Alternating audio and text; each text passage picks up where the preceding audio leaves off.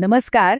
महाराष्ट्र सरकारने एक खूप मोठा निर्णय घेतलाय आणि याचा थेट परिणाम लाखो मुलांच्या रोजच्या जेवणावर होणार आहे. या निर्णयामुळे त्यांच्या जेवणाच्या थाळीत काय आहे हे ठरवण्याचा आणि तपासण्याचा अधिकार आता थेट लोकांच्या हाती येणार आहे. चला, आपण हेच आज सविस्तरपणे समजून घेऊया. 89 लाख केवढा मोठा आकडा आहे नाही का? तर महाराष्ट्रातल्या 85,000 पेक्षा जास्त शाळांमध्ये रोज इतकी मुलं पीएम पोषण योजनेखाली जेवतात. ही खरंच एक प्रचंड मोठी योजना आहे आणि म्हणूनच तिची अंमलबजावणी कशी होते हे पाहणं खूप महत्त्वाचं आहे. आणि हाच तर खरा प्रश्न आहे. म्हणजे एवढी मोठी योजना आहे, तर यावर लक्ष कसं ठेवायचं? यात पारदर्शकता कशी आणायची? आणि सगळ्यात महत्त्वाचं म्हणजे प्रत्येक मुलापर्यंत चांगल्या दर्जाचं अन्न पोहोचतंय की नाही हे कसं तपासायचं? हे खरंच एक मोठं आव्हान आहे. तर सरकारने या आव्हानावर काय उत्तर शोधलं आहे तेच आपण आज पाहणार आहोत. आपण बघणार आहोत की ही योजना नेमकी किती मोठी आहे, मग हे सामाजिक अंकेक्षण म्हणजे काय असतं, ते कसं केलं जातं आणि यात कोणाकोणाची जबाबदारी असते. चला तर मग सुरुवात करूया. त्यात सगळ्यात आधी बघूया पहिला विभाग, 89 लाख मुलांसाठी जेवण. मुळात ही योजना फक्त जेवण देण्यापुरती आहे का, की ती आपल्या शिक्षण व्यवस्थेसाठी इतकी महत्त्वाची का मानली जाते? चला बघूया. तर बघा, ही योजना काही आजची नाहीये. 1995 पासून सुरू आहे आणि तिची उद्दिष्टे फक्त मुलांचं पोट भरणं इतकी मर्यादित नाहीत. खरं तर हे शिक्षण व्यवस्था मजबूत करण्यासाठीचं एक खूप महत्त्वाचं साधन आहे. म्हणजे बघा, मुलं शाळेत यावीत, त्यांची पटनोंदणी वाढावी, रोज हजेरी लावावी आणि शाळा अर्धवट सोडून जाऊ नयेत. आणि हो, त्यांचं आरोग्य, त्यांचं पोषण चांगलं राहावं, हा यामागचा खरा उद्देश आहे. आता येऊया आपल्या आजच्या विश्लेषणाच्या मुख्य भागाकडे. म्हणजे योजनेची उद्दिष्टे तर चांगली आहेत, पण ती पूर्ण होतायत की नाही हे तपासण्यासाठी सरकारने जो मार्ग निवडला आहे तो म्हणजे सामाजिक अंकेक्षण. सोप्या भाषेत सांगायचं झालं तर ही एक अशी प्रक्रिया आहे जिथे सरकारची योजना बरोबर चालली आहे की नाही हे थेट तेच लोक तपासतात ज्यांच्यासाठी ती योजना आहे.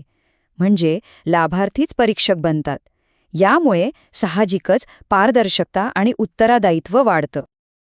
आता हे जे वाक्य आहे ना, हे खूप महत्त्वाचं आहे. हे थेट सरकारी निर्णयातूनच घेतलेलं आहे. याचा अर्थ काय? तर हे फक्त सरकारी काम नाही, तर नागरिक आणि प्रशासन यांनी मिळून करायचा एक प्रयत्न आहे. ही एक लोकशाहीभिमुख प्रक्रिया आहे. ठीक आहे. मग आता पुढचा प्रश्न, की हे लोकांचं प्रगती पुस्तक म्हणजे हे सोशल ऑडिट नक्की होतं कसं? याची प्रक्रिया काय आहे? चला टप्प्याटप्प्याने समजून घेऊया. तर ही संपूर्ण प्रक्रिया मुख्यत्वे 5 सोप्या पायऱ्यांमध्ये विभागलेली आहे. सगळ्यात आधी राज्यभरातून जवळपास 5% शाळा निवडल्या जातात. मग दुसऱ्या टप्प्यात राज्य, जिल्हा आणि शाळा पातळीवरची सगळी कागदपत्रं गोळा केली जातात. तिसऱ्या टप्प्यात ऑडिट टीम स्वतः शाळेत जाऊन सगळी माहिती प्रत्यक्ष तपासते. त्यानंतर जे काही सापडले त्यावर पालक आणि गाव पातळीवरच्या लोकांबरोबर चर्चा होते.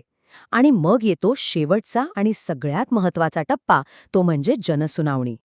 आता ही तपासणी वरवरची नाहीये बरं का, ती खूप सखोल आहे. अगदी राज्य पातळीवरून कुठल्या शाळा निवडल्या आहेत त्या यादीपासून ते जिल्हा परिषदेने अन्नाच्या नमुन्यांची जी चाचणी केलीये त्या रिपोर्टपर्यंत सगळं तपासलं जातं. इतकंच नाही तर शाळेत धान्याचा साठा किती आहे, रोज जेवण बनवल्यावर त्याची चव कोणी बघितली का, आणि जेवणाऱ्या मुलांची संख्या हजेरीपटाशी जुळते का, या सगळ्या गोष्टींची बारकाईने पडताळणी केली जाते. बरं, हे सगळं ऑडिट यशस्वी व्हायचं असेल तर वेगवेगळ्या अधिकाऱ्यांच्या भूमिका खूप स्पष्ट आणि महत्त्वाच्या आहेत. म्हणजे कोणी काय करायचं हे अगदी ठरवून दिलेलं आहे. उदाहरणार्थ, गटशिक्षणाधिकारी हे सुनिश्चित करतात की स्थानिक लोक, अगदी लोकप्रतिनिधीसुद्धा जनसुनावणीत सहभागी होतील. मग जिल्हा पातळीवरचे शिक्षणाधिकारी प्रशासकीय सहकार्य देतात आणि अहवालात काही त्रुटी आढळल्यास त्यावर कारवाई करतात. आणि सर्वात वर शिक्षण संचालक हे ऑडिट करणाऱ्या संस्थेला सगळी माहिती वेळेवर देतात. म्हणजे बघा, गट पातळीपासून ते राज्य पातळीपर्यंत एक जबाबदारीची साखळीच तयार केली आहे. आणि आता आपण येतोय या संपूर्ण सामाजिक अंकेक्षण प्रक्रियेच्या कळसावर. सगळ्यात महत्त्वाचा आणि निर्णायक टप्पा, तो म्हणजे जनसुनावणी. ठीक आहे, ऑडिट झालं, सगळी तपासणी झाली, निष्कर्ष निघाले. पण या सगळ्याचं पुढे काय होतं? हा प्रश्न खूप महत्त्वाचा आहे. कारण कोणतीही तपासणी तेव्हाच यशस्वी होते जेव्हा तिचे निष्कर्ष लोकांसमोर येतात आणि त्यावर काहीतरी कृती होते. आणि इथेच जनसुनावणीची भूमिका सुरू होते. तर या जनसुनावणीत नेमकं काय होतं? बघा, सगळ्यात आधी ऑडिट रिपोर्टमधले सगळे निष्कर्ष मोठ्याने वाचून दाखवले जातात. मग तिथे उपस्थित असलेले पालक, गावकरी यांना त्यांचे अनुभव सांगायला संधी दिली जाते. जर काही त्रुटी आढळल्या असतील तर संबंधित अधिकाऱ्यांना सगळ्यांसमोर उभं राहून त्याचं स्पष्टीकरण द्यावं लागतं आणि मग त्या कमतरतेसाठी जबाबदारी निश्चित केली जाते आणि पुढे काय करायचं याची एक योजना तयार होते. म्हणजेच तुमचा आवाज, तुमची योजना यातच जनसुनावणीचं खरं सामर्थ्य दडलेलं आहे. कारण या व्यासपीठावरून योजनेची मालकी खऱ्या अर्थाने लोकांकडे, समाजाकडे येते आणि त्यामुळेच ती जास्त प्रभावी ठरते. ठीक आहे, जनसुनावणी झाली, जबाबदारी निश्चित झाली, पण मग पुढे काय? आता आपण येतोय या प्रक्रियेच्या शेवटच्या पण अत्यंत महत्त्वाच्या टप्प्याकडे. याचा परिणाम काय होतो ते बघा. सगळ्यात पहिलं म्हणजे ज्या काही सुधारणा करायच्या आहेत त्या वेळेत कराव्या लागतात. दुसरं, जर निधीचा किंवा धान्याचा गैरवापर झाल्याचं सिद्ध झालं तर जबाबदार व्यक्तींवर शिस्तभंगाची कारवाई केली जाते.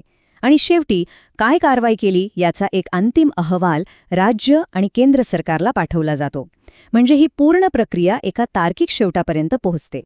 तर मग शेवटी प्रश्न हाच उरतो की सरकारने पारदर्शकतेसाठी खूप शक्तिशाली साधन आता लोकांच्या हातात दिलं आहे, पण या साधनाचा वापर करून नागरिक खरंच प्रत्येक घासाचा हिशोब ठेवू शकतील का? आता हे पाहणं महत्त्वाचं ठरणार आहे.